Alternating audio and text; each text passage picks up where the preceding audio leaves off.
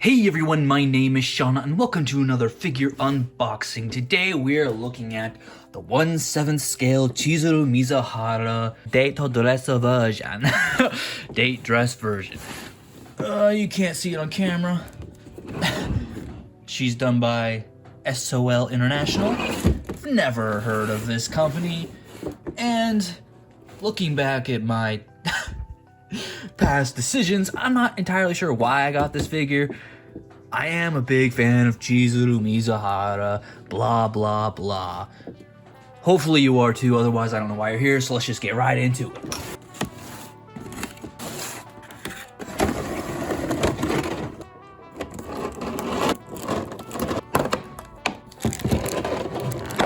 Pretty basic packaging. Let's start with the base as usual. Really nothing special here, just a straight up white. But I guess something that maybe is special about it is there's no peg holes. This is just a straight up sit on the base figure, which I do not mind at all. Next we've got the chair. Actually got a quite nice gold finish to it. I like that. Feels a little flimsy, but I mean, I almost just broke that. What the heck? I didn't even, felt like it came loose a little bit. Okay, but I guess it just kind of sits there. And you got her. Looks like her head comes off, or maybe not. Yeah, it definitely does, but I don't want to pull it too hard. Let's take a look at her before we put her on the base. This figure is based off of a drawing of her done in the very first manga. Like literally one of the first pages you see her in this outfit with the weird ribbon tied around her leg. But so here she is.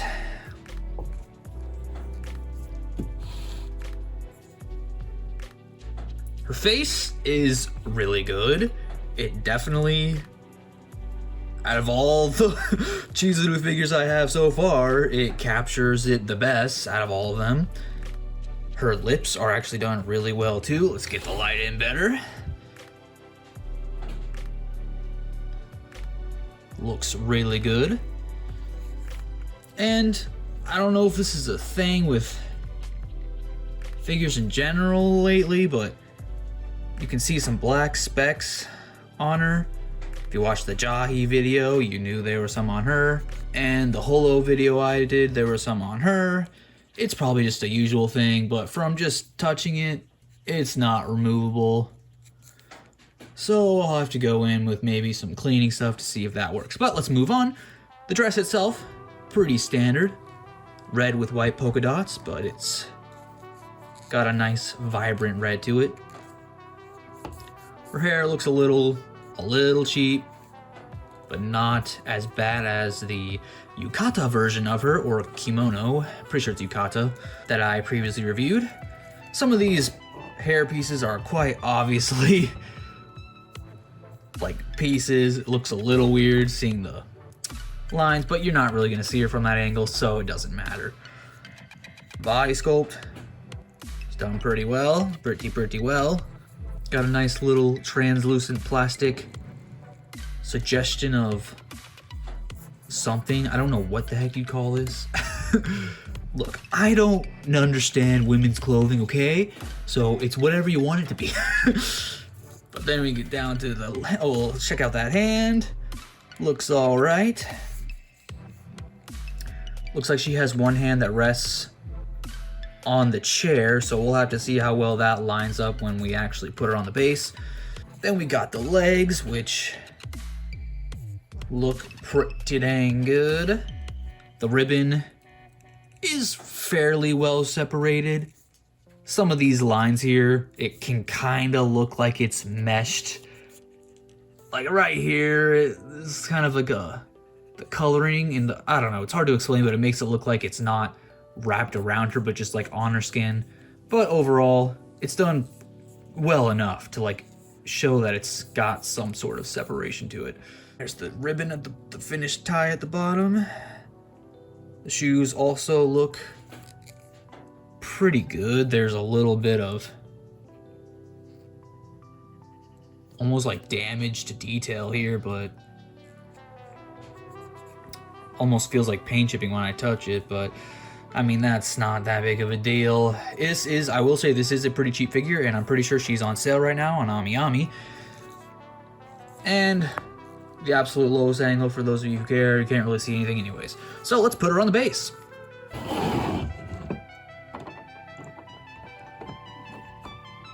Ooh, that's a nice fit. Like, obviously not balanced well, but once you like slide it on, okay, maybe you have to get it just right. Okay, yeah, you gotta get it kind of just right. And there she goes. I mean, I was skeptical about this figure just from images, but like, she looks pretty good in person. Okay. See, maybe it's not as good of a fit as I thought. Man, when I first sat her on there though, it felt like a solid, like, oh, see, like right there, it felt, okay, yeah, I kind of wish she did peg in, cause like, I guess it depends on your living situation, but like, if you have a cat, and it just runs by, like if you had a standard figure like this one, I mean, like a cat runs by, it hits it. Like, most cats aren't even this aggressive when they run by stuff on a shelf. Like, there's no, like, you gotta really smack it to tip it over, because it's got like a base and everything. But the base on this figure more is just to have her sit on something that's not your actual shelf or table or whatever. So just the fact that if I bump the table, you're gonna see some camera glitches. Okay, she doesn't really move if I bump the table, but if I, okay, if you move, okay, so that's just there's your test on the stability of the figure. It's not the greatest, but so store her somewhere like inside one of your glass shelves or something where she won't get tipped or tapped. Otherwise, it looks a lot better than I thought. This might be the best looking Chizuru figure they've come out with so far. Although I haven't looked at the bunny version one, which is just way too much money. And then they have the cat version one, which I'm not getting because it's weird, not my thing.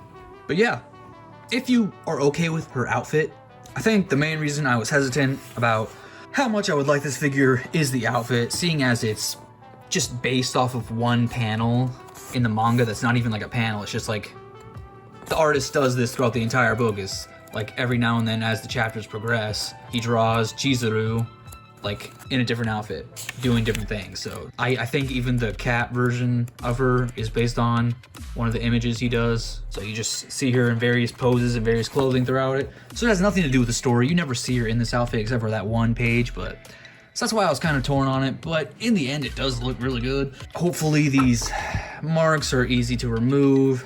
But even then, I mean, they're not really noticeable from far away. The skin color is good.